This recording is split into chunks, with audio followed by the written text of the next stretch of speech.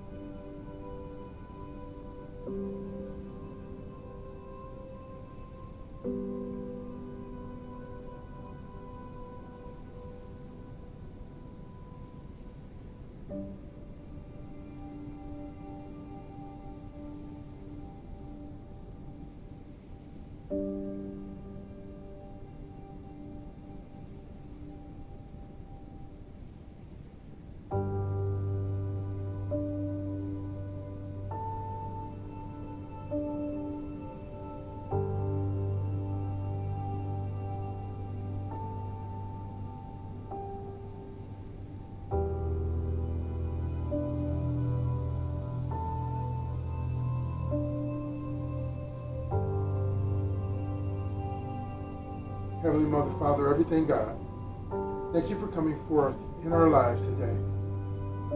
As always, you touch us, you bless us, you make us whole. We are open and receptive to doing your will, not my will, but thy will be done. We ask that you come forth today and bless our first responders, those in our hospitals, our city government, those at the state level who need to make decisions. We ask to continue to bless our community, bless our world. Allow us to be led, to be guided by you in all our ways. More of you, God, less of me. More of you, God, less of me. More of you, God, less of me. Thank you, God. Thank you for your peace, your expression. Thank you for your love and your gifts. Thank you for your prosperity. And we see it working now in the name and the very nature of Jesus the Christ, who lives within us, and so it is. Amen.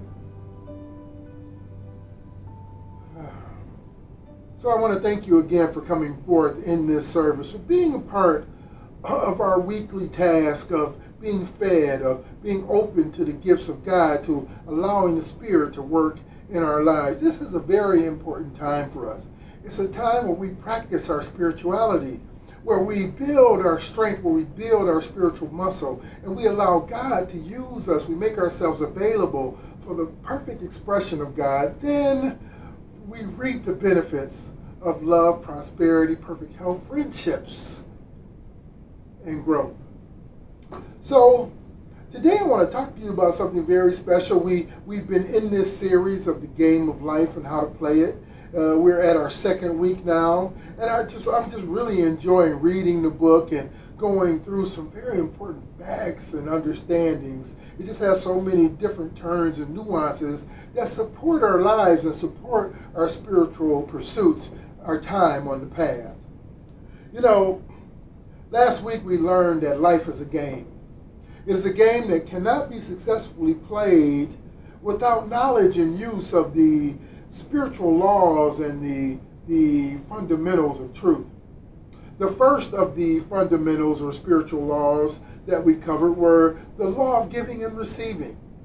Speaking truth, like allowing ourselves to show up in truth with our words and our thoughts through mind action. By knowing ourselves and by preparing for our good. Now this week we move into the next phase of the fundamentals of the game of life. The power of the spoken word. Dr. Shen said, what man says about others will be said about him. What man says about others will be said about him. You know, there's an old saying, think before you speak.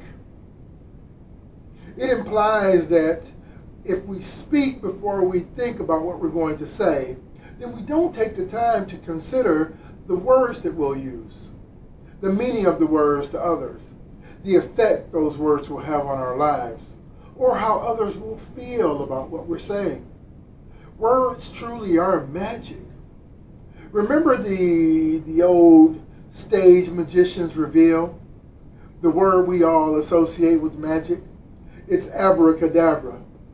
With the flick of a wrist and the twist of a wand, something would appear or disappear. The word abracadabra was deemed to have these certain powers. And the strange thing, the very interesting thing, is that the word abracadabra actually comes from the Aramaic word meaning I create as I speak, or it shall come to pass as it is spoken. Throughout history, words have been deemed to have these great powers. And whether you believe in magic or not, your words have great power. I mean, think about it. If we choose, our words have the power to heal. They have the power to comfort. They have the power to harmonize difficult situations. They have the power to create and manifest that which we truly desire. However, if we choose, our words have the power to destroy. They have the power to upset. They have the power to make difficult situations even more difficult. Every word that comes out of our mouths influences our personal world. It's either building it up or tearing it down. Your fears, your worries, your desires, your likes and dislikes, your love or lack of love, even life and death itself are all expressed throughout what we say. 3 men were sentenced to be executed by firing squad. They all agreed to escape by yelling out a natural disaster, and then when the soldiers would run away, they'd escape. Well, the first man was brought forward. The captain stood him up to the wall and then said, "Ready, aim." And the man yelled out, "Earthquake!" And when the soldiers ran away, he escaped. Well, they brought the second man forward. And when the captain yelled out, "Ready, aim," the man yelled, "Tornado!" Again, the soldiers ran away and he escaped. When they were bringing the third man up, he didn't really know what he was going to say. The captain stood him up against the wall and then said with conviction, "Ready, aim," and the man yelled, "Fire!" Well, I guess you know how that story ends. Friends, so often we set ourselves up for failure. We condemn ourselves and others. We bring chaos, disaster, distraction, and disturbance into our lives based on what we say. What does the choice of your words say about you? Are you a builder or a destroyer? Are you a healer or a hindrance? Are you digging ditches, declaring your success, or are you preparing for failure? Are your words bringing forth abundance or inferring lack? How are you responding to life? In the book of Isaiah, chapter 55, verse 11, it says, "So shall my word be that goes forth from my mouth. It shall not return to me void, but it shall do what I please, and it shall accomplish that for which I sent it." We have to begin to understand that every word, everything that we speak out of our mouths is being tasked to accomplish a mission. And whether the result or the effect shows up as a good thing or not is determined by what we say. Loving words, they create loving feelings and a loving response. Angry words, on the other hand, bring more upset and an angry response. Our subconscious does not have a grammar check or a sense of humor. If we use words mistakenly or jokingly about ourselves or others, our brain begins creating and manifesting the very thing that we decree. What use are you making of your words? Words can bring great love to people, but they can also ruin relationships. Words can relay truth or lies. Words can soothe our hurts, or they can wound us.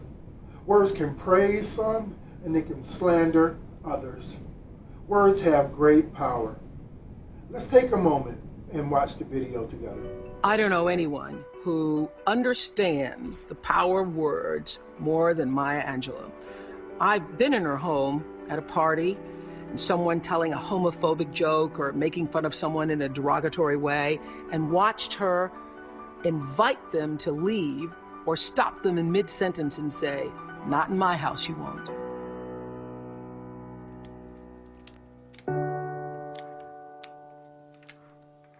Words are things, I'm convinced. You must be careful about the words you use, or the words you allow to be used in your house.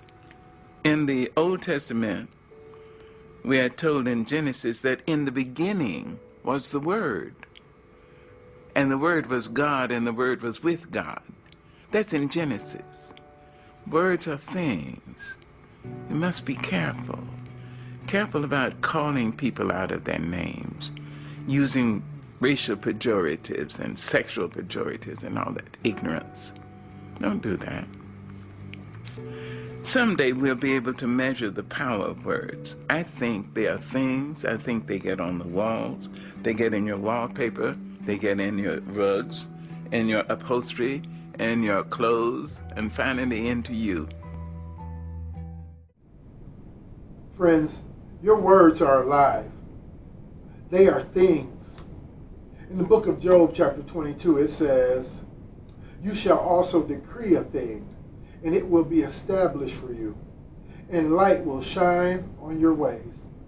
We have to begin to understand that our words are shining on us. They are telling us about ourselves, and they are telling others about who we are. Words are the easiest way for someone to read your mind. I want to give you 5 simple practices today that will allow you to shine the light of Spirit on your ways and gain authority and great power over your life. These 5 practices should be used daily. Allow yourself to come forth in a perfect manifestation of your good. Number 1, practice compliments.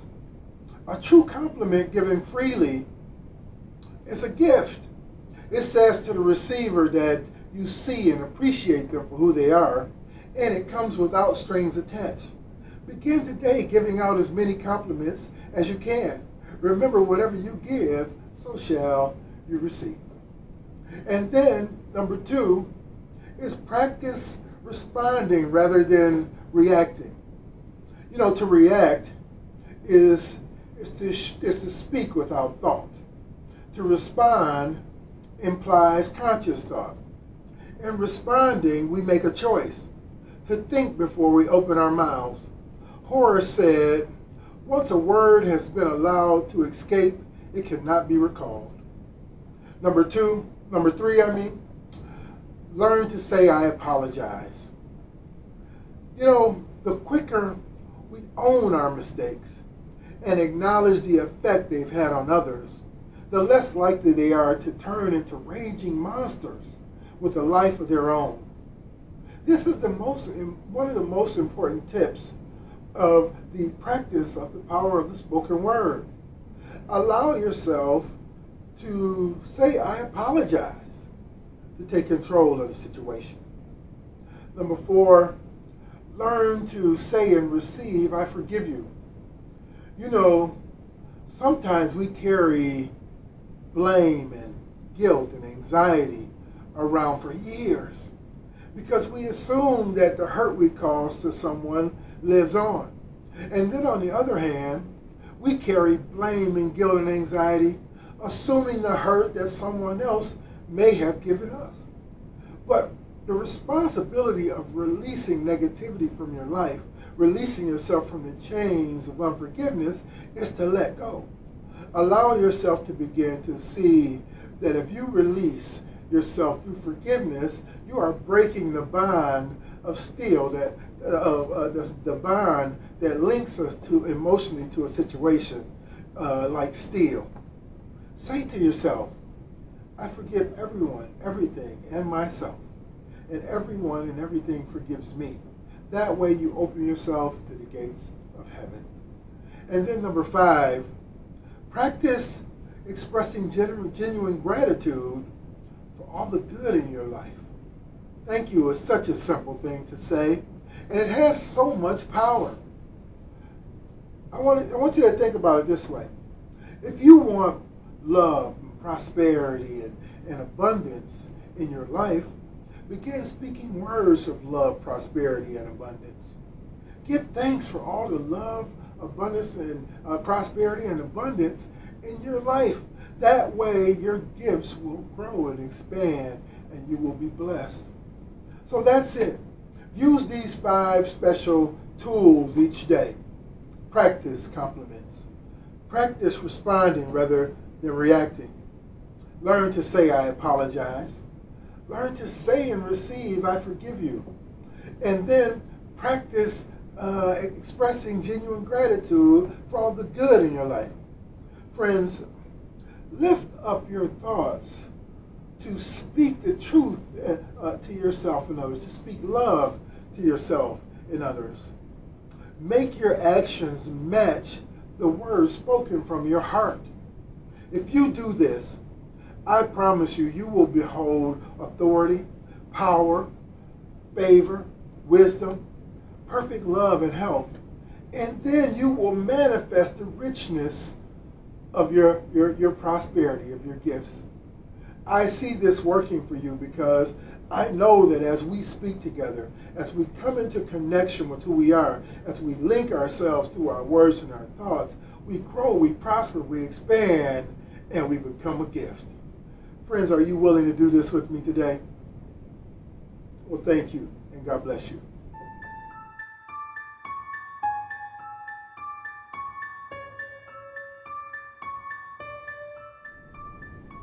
Now we've come to that time in our service where we open our hearts to give.